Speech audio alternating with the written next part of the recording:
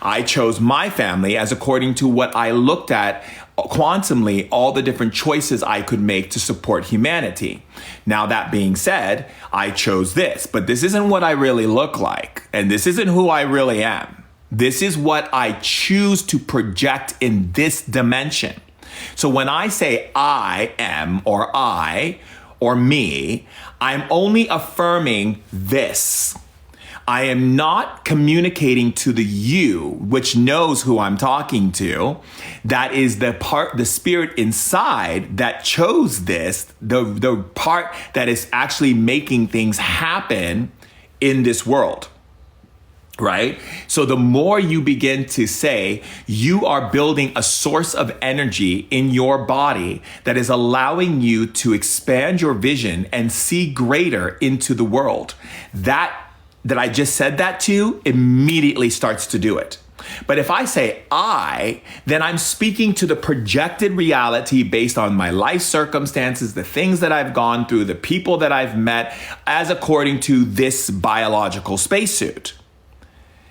The ego is basically my love, what we say, it is your assistant.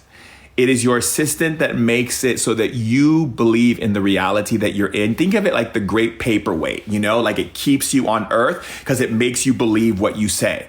So if a woman says there's no good men in the world, the ego goes, got it, I'll send you all the worst ones. If people say money's hard to come by, the ego will be like, I got you, I'm on it, I'm getting it done, I'll make sure there's no money for you. If the ego says, if you say, I wonder if I'm ever going to be able to find love, then the ego will say, okay, got it. I'll keep you wandering through the forest, wondering until you decide to stop wondering. Anything else?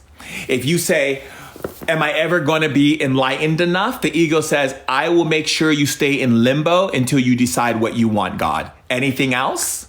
If you say,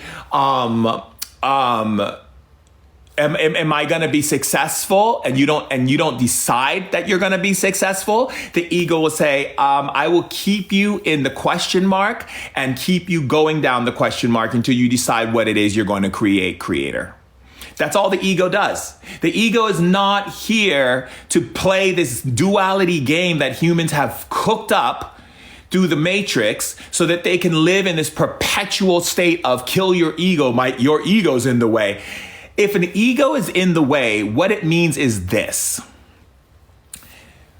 When the ego's in the way, what it means is this. It means that your being is operating in the idea of what you believe about your world. So if someone's ego is in the way, it's because they're scared of the new information you're bringing in. You are scared of, they're scared of learning something new or opening up the door to something that is not known to them. Why people are afraid of the unknown. Why are people afraid to feel spirits in the room? Why are people afraid to feel energy moving through their body? Because they're afraid of the unknown. They're afraid that something is going to take control over them. They're afraid that something bad is going to happen. Because remember, anything that goes bump into the night, the first thing the people go to is something evil's in my room. There's a spirit that's going to hurt me. Oh my God, I have no control. As long as you have love in your heart, you're always going to be okay.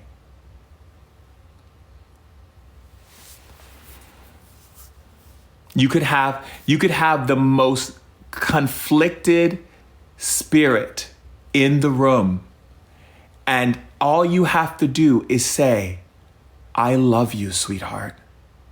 It's time for you to go home. You're so loved. I'm sorry that you went through so much pain. I'm sorry when you had a human body that you suffered so much that you won't leave the earth plane. I love you. You can go home now. That spirit will, if it doesn't want to go home, it will run and hightail out of there. If it hears you, it will choose to go home. Because you see, spirits that are on earth that go into your home or hold you down at night and do all these different things, it's because they once had a human body. Some of them were told that they wouldn't be loved by God when they had a human body. Some of them died horribly. Some of them were murdered and killed, and some of them were killers, and some of them did so much things that they can't let go of it when they die. Because when you die, the first thing that happens is you get shown everything your life was, and then you get shown everything that you did to every single person and how it affected the next person and the next person and the next person and the next person. That's what happened when I died when I was 29. I saw all of it. And they showed me my birth. They showed me every fight I got into, every little thing, and how it ricocheted throughout each person. And then this light came, and I had to make a decision if I was going to let go of all of my earthly attachments and go into that light. But some beings do not. Some beings can't accept what they did. Some beings can't move on from that. So they get trapped on earth, and they get angry, they get hurt, they get sad because they can't go home and be with their loved ones because they don't think that they can.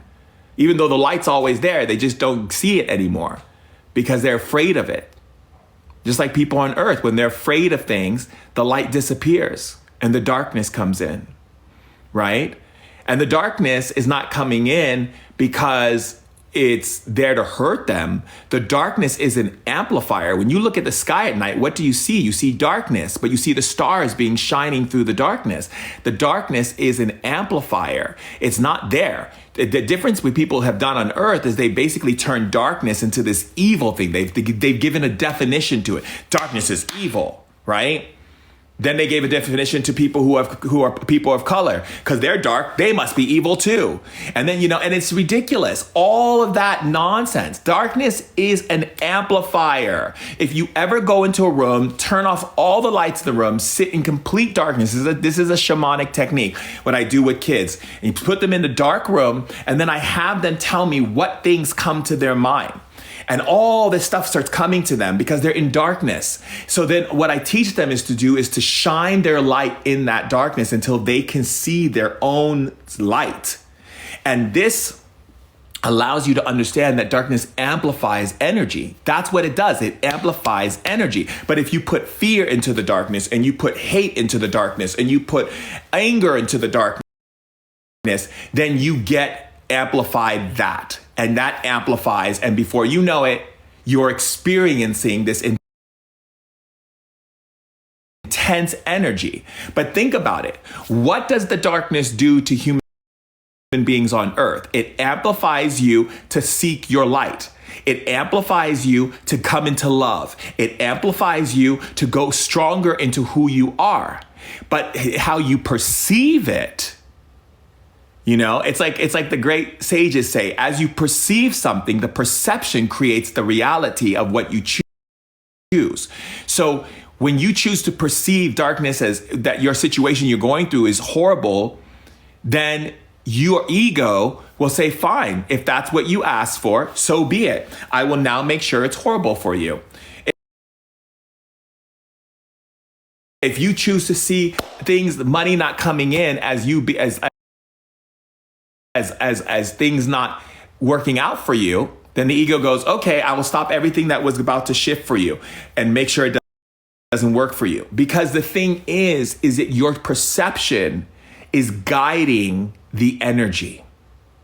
So your perception guides energy, right? That's why I always say, it's important where we place our attention, who we listen to, what we put our mind to, what books we read, what music we listen to, because the attention creates the intention, which creates the manifestation. So the thing is, if a spirit comes into the room that's doing crazy things in your home, you just simply go, I love you, baby. Someone holds you down at night, you just go, I call it flashing. I teach my students how to flash. And flashing is when you think of the thing you love the most, and it flashes through your body. So any spirit that's holding you down will let go of you because it's afraid of love, but it needs the love. So the next time you get a negative voice in your head, And it's really simple. You get a negative voice in your head and you simply say, I love you. Like, I understand you want to share your story with me. And I realize that your story that you're sharing with me, you want me to think, because a lot of times what people think when they hear a negative thought in their head, they think, you can start taking some courses on my shamandurek.com and take some of the shamanic courses. But I'm telling you, it's like Jedi training. It's taking your powers to a whole nother level. It's not like you're going to learn how to spin chakras. You're going to learn how to zip rooms. You're going to learn how to project solar energy fields into rooms, to bring fire into your body, this kind of stuff. So again, when we understand that energy itself, you are an alchemist, and an alchemist is a person who is able, hey Raj, an alchemist is a person who is able to take one form of energy and transfer it into another form of energy. That gives you the ability to transfer anything that is of low vibration into high vibration. So instead of going into a room and going, oh, those people are so negative, grab a chair, sit down, project through your empathic feelings. Feel the room. Feel everything you can. Feel the trees in the area. Feel the chairs in the room, the tables, the people, whatever is in there, the pictures on the wall. Feel it all. Just feel it. And then do this thing we call in shamanism push. You take love and you push it into everything that you feel. And then the love takes over the room. And before you know it, those negative people that you saw in the room, their energy will start changing. The energy changed. I was at a party and my friend was DJing at this party, at this warehouse party. And these two guys, these two vatos, they were like dancing, and this one girl had said something or whatever, and they were starting to get in a fight. And my friend goes, oh my God, he's like, I should stop DJing. I was like, no, I got this. I walked over to where they were, just close enough, and I felt their pants, their shirt, their body, the people around them. I felt them. And then I started thinking of everything that I love the most in life. And then I pushed it into all of their energy. And all of a sudden, their whole dispute stopped. And they're like, hey, brother, let's let it go. No big deal. And so forth. And I've done this so many times. I've had person put a gun to my head once. This KKK member put a gun to my head. The skinhead put a gun to my head. This guy named Andreas. And I just focused my energy of love and pushed it. And I got this message from Spirit that the reason why he hated me and my color was because when he was a kid, he wanted to play basketball. And it was a bunch of guys on the court who were black guys. And he wanted to play and they wouldn't let him play, and he kept trying to play and they beat him up. And ever since that day, he's hated people of color. And so I saw it and I said to him, I'm not the guys on the court. And he just took the gun down and started bawling. Now, we have great power. Like the teacher who when the guy went to school and had the gun, and the teacher made him put his gun down and held him with love because he projected love. What happens to us and what happens to a lot of people on the earth is that when they see something, they react. And in shamanism, we say reaction is the killer. Because when you react, you're basically saying you already know what's going on. You are identifying it, you're categorizing it, you're compartmentalizing it, and you're analyzing it, which means you're reacting to it. If you don't react, then just observe. Just sit. One of my favorite things to do is to just sit on a bench in a crowded place and just observe people watching. It's like, it's such a pleasure.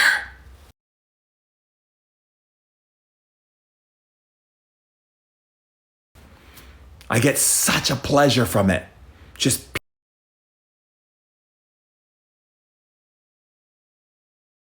people watching. Just observing people, no judgment. Just observing how they walk.